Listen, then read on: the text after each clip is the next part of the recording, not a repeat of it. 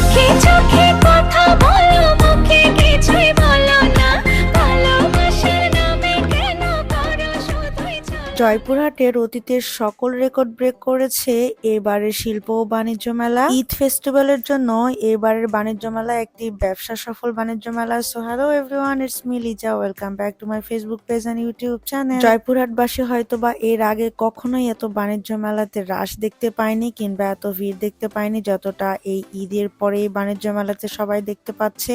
গেটে ঢুকতেই এত পরিমাণ ভিড় ছিল আর আমরা চলে আসলাম টিকিট কাউন্টারে। পার প্রতি ছিল 20 টাকা করে টিকিট, তাই ভাই এখানে টিকিট কাটতে চলে আসলো। আর কাউন্টারে এসে দেখতে পেলাম এখানে কিন্তু সুন্দরী একটা আপু টিকিট কাউন্টারে ছিল। মেয়েরা কিন্তু কোনো সেক্টরেই বাদ নেই, সব সেক্টরেই কিন্তু মেয়েরা কাজ করছে। আর এখানে আমরা 10টা টিকিট কেটেছিলাম যেহেতু আমরা 10 জন ছিলাম। তারপরে সবাই আমরা প্রবেশ করলাম মেলার ভেতরে। তো দেখতেই পাচ্ছেন কি পরিমাণ মানুষ এই মেলাতে, যদিও এত মানুষ আমার একদমই পছন্দ না। এটা ছিল ঈদের তৃতীয় দিন। ঈদের দ্বিতীয় দিন ছিল আমার কাজিনের গায়ে হলুদ আর তৃতীয় দিন বিয়ে। তো বিয়ের বরযাত্রী চলে যাওয়ার পরে আমরা সবাই ভাবলাম যে মেলা থেকে ঘুরে আসি। আর মেলার কিন্তু রাতের সৌন্দর্যই আলাদা। দিনের বেলা কিন্তু মেলা দেখতে একরকম লাগে আর রাতের বেলা কিন্তু একেবারে অন্যরকম, যেটা আমার কাছে খুবই ভালো লাগে, লাইটিং এন্ড এভরিথিং। আর যেহেতু জয়পুরহাটেই ছিলাম আর মেলার খুব কাছেই ছিল আমার খালামনির বাসা, তাই ভাবলাম যে সবাই মিলে মেলা থেকে ঘুরে আসি। আর রাতের বেলার মেলা কিন্তু একেবারে অন্যরকম, দিনের বেলা কিন্তু অত একটা ভালো লাগে না। আমি কিন্তু মেলার প্রথম দিন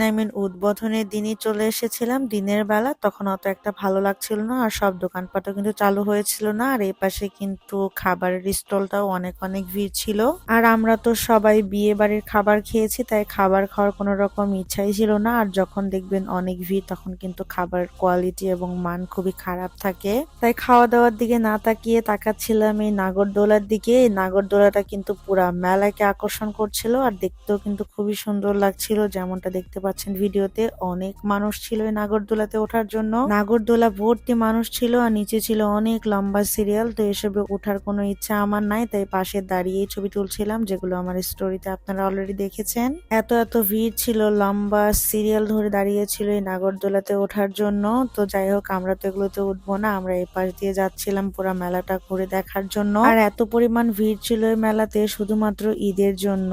ঈদের জন্য এই মেলাটা একদম ব্যবসা সফল মেলা। আর এই পাশে ছিল রাফেল ড্রর একটা মঞ্চ, এখানে হয়তো রাফেল ড্রটা হয়। মেলায় সব দোকান একদম ভরপুর ছিল আর মানুষ ছিল একদম কোনায় কোনায় ভরপুর। আর আমি তো শুধু এই কাচের চুড়িগুলোই দেখি, এগুলোই আমাকে সবসময় আকর্ষণ করে মেলাতে এসে। আর এই চুড়ির কালারটা অনেক সুন্দর, তো এই চুড়িটা লিফা নেয়। আমরা আসলে অনেক কিছুই কিনি, যেহেতু অনেক মানুষ এসেছিলাম, টুকিটাকি অনেক কিছুই কিনেছি। আর এই পাশে ছিল একটা নৌকা রাইড, এই রাইড গুলোতে উঠে সবাই এত বেশি চিৎকার করছিল, দেখতে খুবই সুন্দর লাগছিল।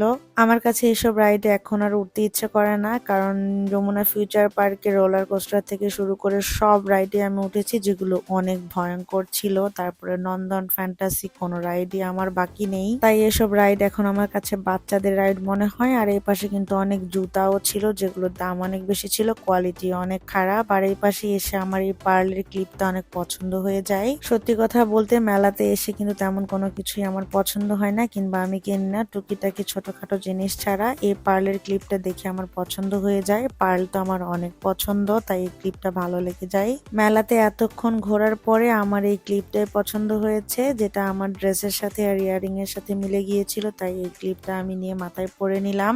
আর এখানে অনেক কিউট কিউট ছোট ছোট হিজাব পিন ছিল, যেগুলো সবই ছিল 30 টাকা। আর এখানে একটা বাচ্চা এত মজা করে রাইডের মধ্যে লাফাচ্ছিল, যেটা দেখে আমার একদমই ইচ্ছা করছিল যে আমি যদি ছোট হতাম তাহলে আমিও গিয়ে এখানে লাফাইতাম। ছোট বাচ্চাদের কিন্তু মেলাতে সব থেকে মজা হয়, কারণ মেলাতে কিন্তু অনেক সুন্দর সুন্দর রাইডও আছে, যেগুলো ছোট বাচ্চারা অনেক বেশি এনজয় করে। আমার মনে হয় মেলাতে ছোট ছোট টুকিটাকি জিনিসপত্র গুলোই বেশি সেল হয়। আর এই মেলাতে কিন্তু সংসারের টুকিটাকি জিনিসপত্র, ফুল, শোপিস সবকিছুই ছিল একদম ভরপুর। আর এই শোপিসের দোকানটাতে কিন্তু খুব সুন্দর সুন্দর জিনিসপত্র ছিল, ফ্লাওয়ার থেকে শুরু করে ঘর সাজানোর অনেক জিনিসপত্রই। আর এই পাশে কিন্তু মালা, পায়েল আরো অনেক কিছু ছিল এই মেলাতে। আর এই রাইডের সামনে ছিল অনেক বেশি ভিড়, কারণ এটা 5D একটা ভিডিও প্লেয়ার ছিল, যেটা অনেক মজাদার। যদি কেউ জীবনে একবার আর না দেখে থাকেন তাহলে একবার হলেও দেখবেন এই 5D ভিডিও গেমগুলো।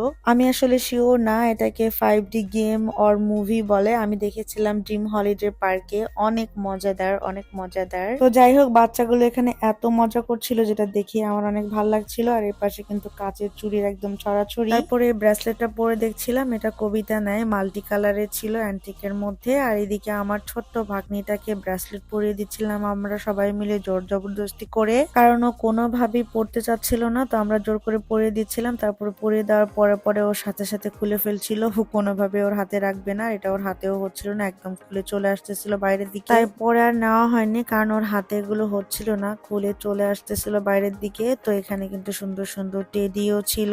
তারপরে এই জুয়েলারির দোকানে আসলাম, এই হারটা দেখতে ভালোই লাগছিল অ্যান্টিকের মধ্যে, কিন্তু একটু বেশি নর্মাল টাইপের ছিল, ঢাকায় আরো ভালো কোয়ালিটির গুলো পাওয়া যায়। আমি হাত দিয়ে ধরতে খুলে গেল, তাই মামাকে নিয়ে যাই দিলাম, ওইটা আর নেওয়া হয়নি। আর এখানে এত এত জিনিসপত্র ছিল, সংসারের টুকিটাকি অনেক কিছু। আর কাচের চুড়িগুলো তো সবসময় আমার চোখের সামনে আসতেছিল। শুধু কি কাচের চুড়ি, এখানে অনেক টাইপের চুড়ি ছিল যেগুলোর মান অত একটা ভালো ছিল না। তারপরে ভাবলাম কি নিবো, এখান থেকে একটা নেকলেস নিয়েছিলাম আমার জন্য, একটা ভাবির জন্য একটা, আর এই চুড়িটাও নিয়েছিলাম। এই নেকলেসের সাথে মিল করে এই চুড়িটা নিয়েছিলাম। আর লিফা নিয়েছিল এটা। আর এখানে কিন্তু খুব সুন্দর সুন্দর ইয়াররিংও ছিল যেগুলো 250 করে দাম ছিল। তারপরে আমরা চলে আসলাম একটু সাইডে, যেহেতু আমরা অনেকেই ছিলাম তাই যার যার মতো করে সবাই কেনাকাটা করেছে, অনেক কিছুই কিনেছিলাম। আর এখানে ছিল আচারের দোকানে অনেক বেশি ভিড়, দেখলাম যে ছেলে মানুষরাও আচার খায়। এই মেলাতে আচারগুলো দেখতে অনেক সুন্দর লাগে, কিন্তু আমি জীবনেও এখান থেকে কিনে আচার খাই না, কেন জানি আমার খেতে ইচ্ছে করে না। কারা কারা মেলার আচার পছন্দ করে অবশ্যই কমেন্ট করে জানাতে পারেন। আর কারা কারা এখনো মেলাতে আসেননি তারা কিন্তু সবাই চলে আসেন, মেলা কিন্তু একদম শেষের দিকে, আর কিন্তু বেশি দিন মেলা থাকবে না,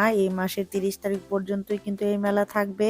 মেলাতে খুব একটা কেনাকাটা না করলেও মেলাতে ঘুরে বেড়াতে খুবই ভালো লাগে, আর দেখতে ভালো লাগে। এই কালারফুল বেলুনস গুলো, এগুলো কিন্তু অনেক সুন্দর লাইটিং করা ছিল, তো আমি একটা হাতে নিয়ে ভিডিও করছিলাম, দেখতে খুবই সুন্দর লাগছিল। আর ভিডিওতে কেমন জানি লাইটিংটা বোঝা যাচ্ছিল না। আর আমরা যেহেতু বিয়ে বাড়ি থেকে চলে এসেছি তাই বিয়ে বাড়ির গেট আপ নিয়ে মেলাতে এসে ঘুরু ঘুরু করলাম। আর এখান থেকে বেলুন কিনতেছিলাম, বেলুন গুলো দেখতে কিন্তু খুবই সুন্দর ছিল।